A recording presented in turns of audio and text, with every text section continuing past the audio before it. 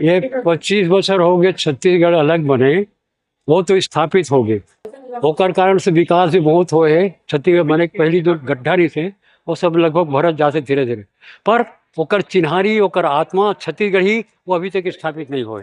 कहे के मतलब ये हो गए कि राजनीतिक आज़ादी तो मिले है हमला, पर हम सांस्कृतिक आज़ादी अभी तक नहीं मिले है। काहे को ओकर जो प्राण है, संस्कृति के प्राण है, वो भाषा है, जरा राजभाषा बनाए हैं। वो भाषा में राजभाषा में न पढ़ाई लिखाई होते है न काम काज होते है। हमन एक से भिड़े हन के भी राजभाषा बने हैं तो काम काज हो सरकार के समाजो भी करें और संग में होकर पढ़ाई लिखाई करें।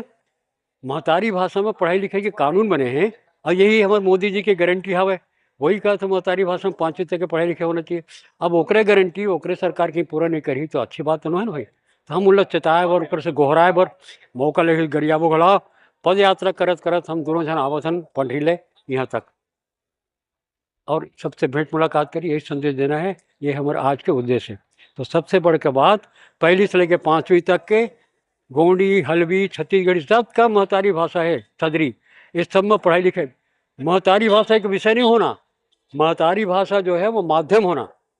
एक विषय 5वीं के बाद 6वीं से लेकर के 10वीं तक के महतारी भाषा रहना चाहिए, पर माध्यम भाषा पहली से 5वीं तक के वही होना चाहिए। कठिनाई हो तो हमको बताओ, पाठ्यक्रम निर्माण नहीं होता हो तब हिंदी के जो पाठ्यक्रम है उसका अनुवाद कर दो।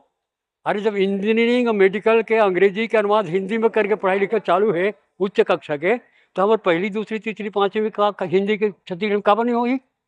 हमारा निवेदन है कोई कठिनाई हमला बताओ। ओकर लिपि है छत्तीसगढ़ी के, व्याकरण है छत्तीसगढ़ी के, शब्दकोश है छत्तीसगढ़ी के, साहित्य छत्तीसगढ़ी के, का फर्क है?